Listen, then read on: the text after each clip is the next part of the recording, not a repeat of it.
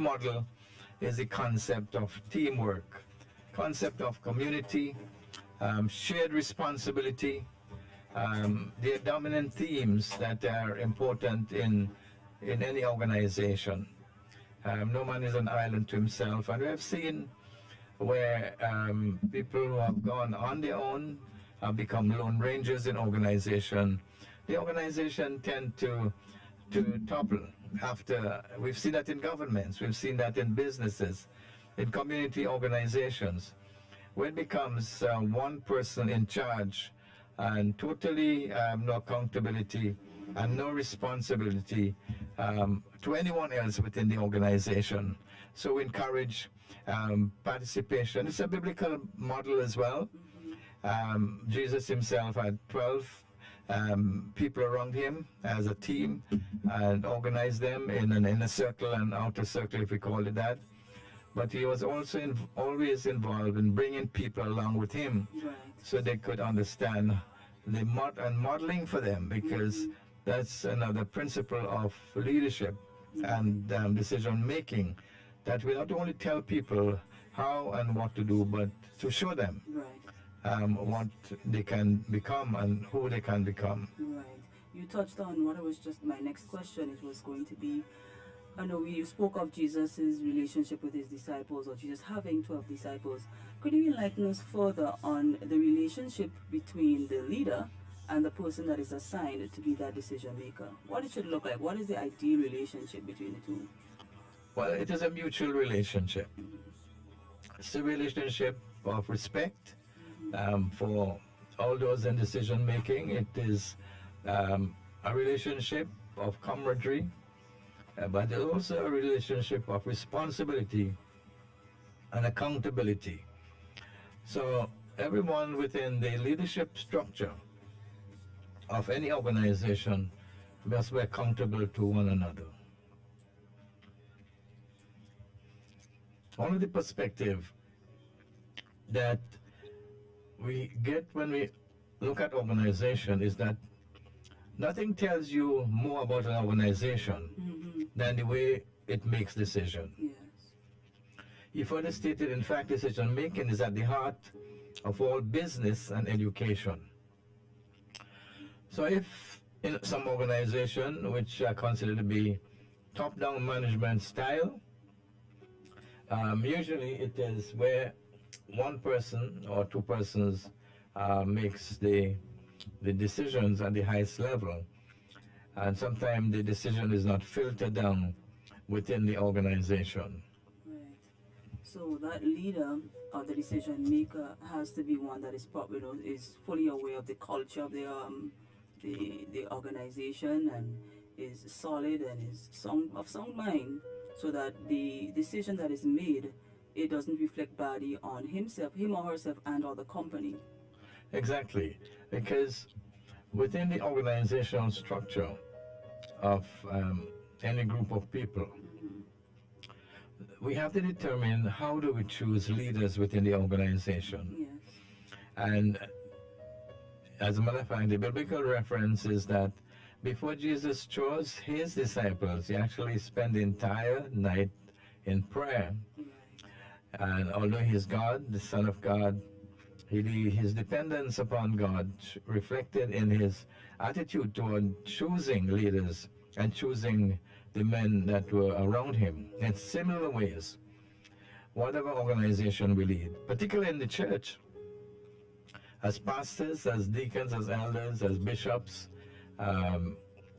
when we are choosing leaders, it is not by popular vote. Right. We tend to do that very often in organizations, church, community, and business, how popular the persons may be.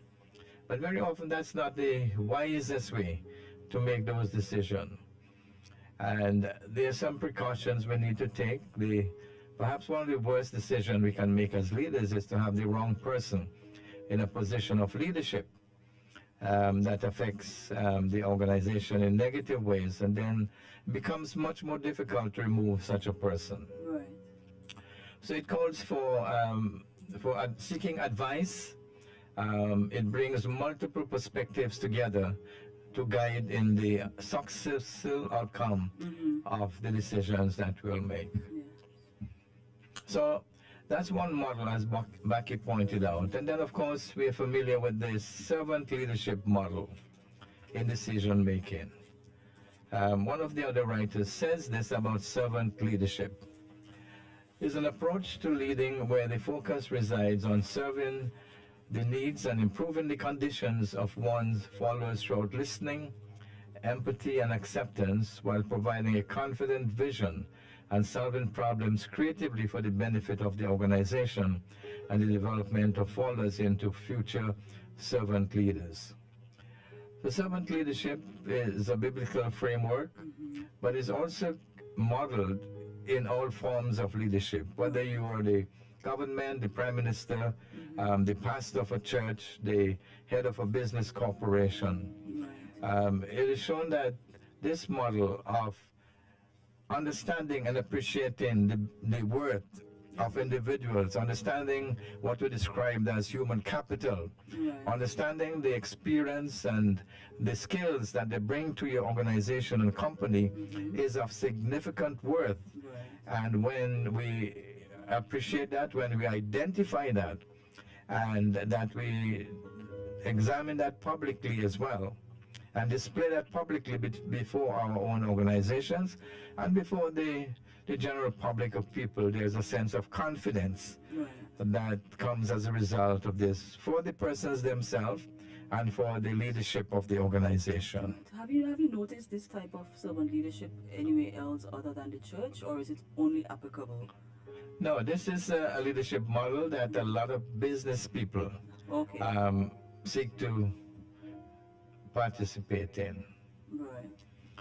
They understand that this model is a creative model, and it involves serving people as they ought to be served. And it is a model that gives people the ability to appreciate others for their input and for their work. There are several illustrations used in scripture for servant leadership. The towel is one of them, where Jesus takes a towel and serves and washes the feet of others, and the other models of that when he would perform acts of kindness and services. And that is the heart of being a true leader.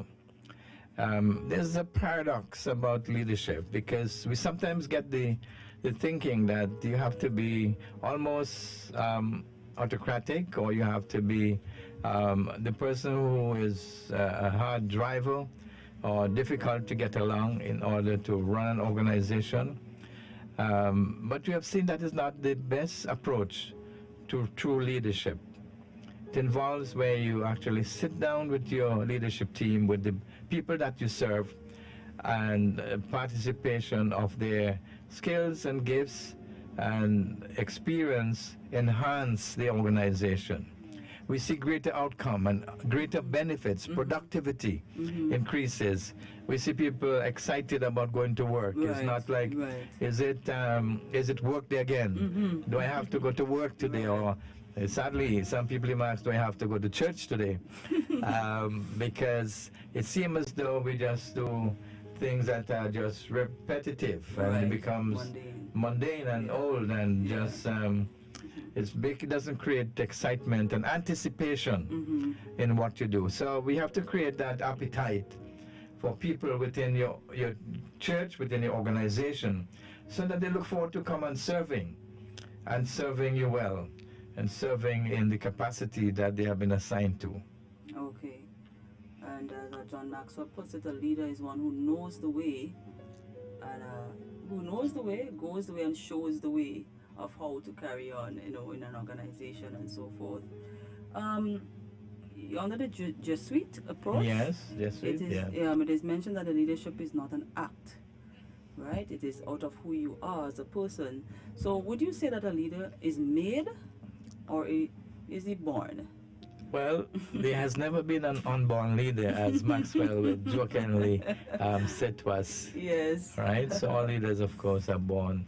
But we can develop our leadership skill, we can take courses and listen to presentations like these, and we can read a lot of great books on leadership, and we can attend seminars, workshops.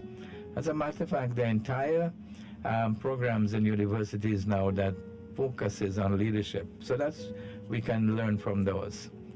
But this model is talking about more about who you are rather than what you do. Yes.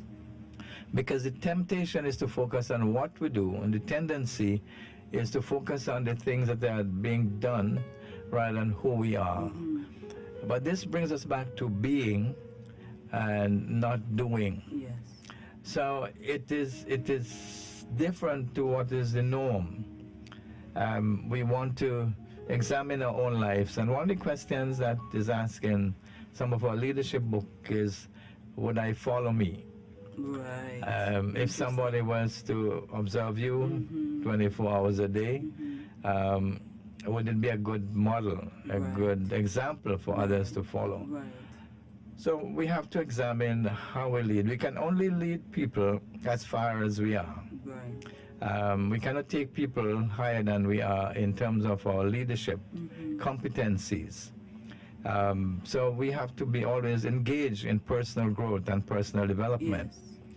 And so the question that we often ask is, what are you reading? What seminar are you attending now? What workshop? What program of studies are you involved in?